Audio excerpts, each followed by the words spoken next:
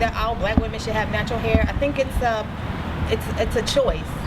It's a choice. When you get up in the morning, you might want to put on a dress, you might want to put on pants. I mean, that's a choice that you make.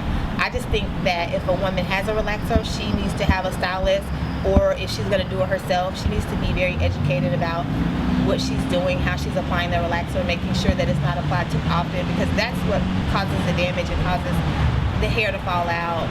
Just overuse of the product and using the product wrong. There are some women who could never imagine themselves with natural hair. We definitely don't have a problem with that. Not at all. But just make sure that you're taking care of the hair that you do have. Make sure your hair looks good. We get a bad rap for natural hair, and a lot of women who go natural love to do a wash and go or love to do a bun. But there are some men who don't like that. Some men who think that your hair looks unkempt and undone because you're not getting anything done to it. So those are the women that we're trying to target more than anything. If you're going to have natural hair, just make it look very good so that we don't get a bad rap for, oh, if she just wearing her hair in an afro and it looks crazy.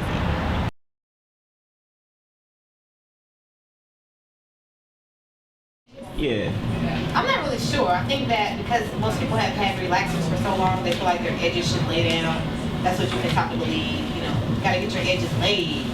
And so when they transition to natural, they think that they'll be able to have the same thing happen with their edges, but your natural hair is curly, so your edges aren't going to lay down.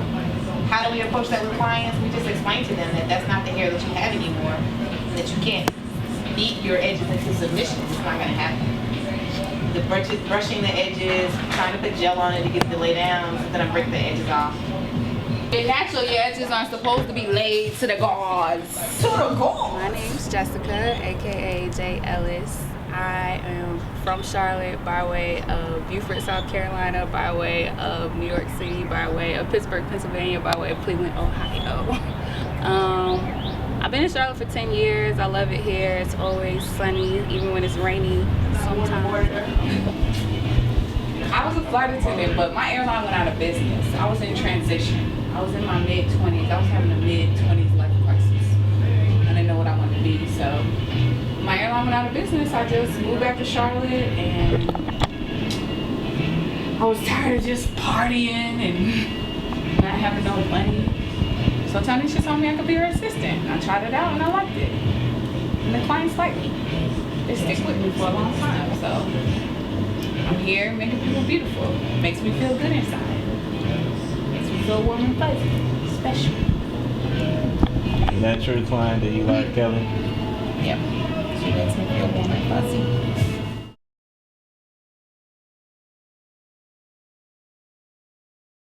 When the perm natural hair debate always comes up, and to kind of use that maybe as justification for perms, what are your overall thoughts on her in general?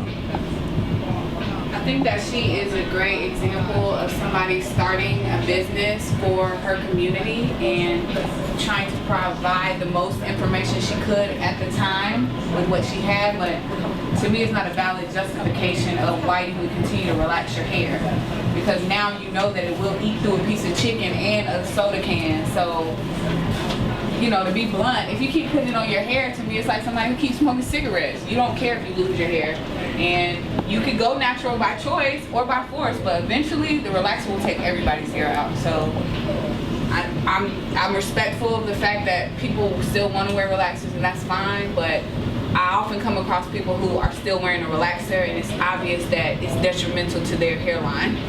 They keep doing it, and because they've been so overcome with the need to look like something that they're not. Your hair isn't straight naturally, and at a particular point you're going to have to accept that and find another way to wear your hair, or you're not going to have it. There's a lot of animosity in the community.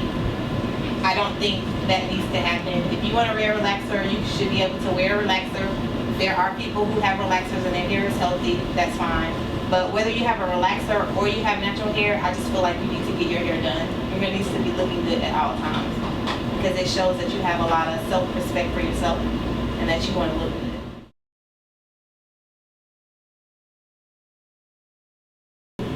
But more than just the hair part, it's also, because like 90% of our job is dealing with personalities.